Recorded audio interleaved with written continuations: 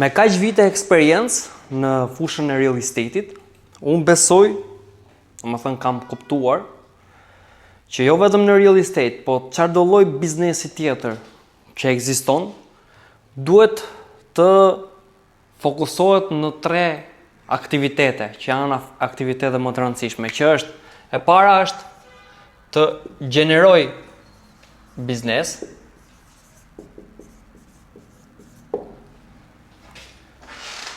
domethënë të gjej klient, të bëj aktivitete për të gjetur klient, të bëj prospekt, të bëj marketing, e para.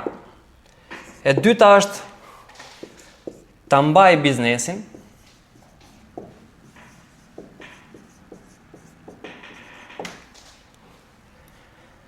Domethënë, gjeneron biznes, gjeneron klient, mbasi gjeneron klient duhet të jesh në kontakt të vazhdueshëm me këta, të ruash marrëdhëniet edhe të zgjerosh marrëdhëniet edhe më përtej vetëm thjesht biznesit. Dhe aktiviteti i tretë është të bëj biznes.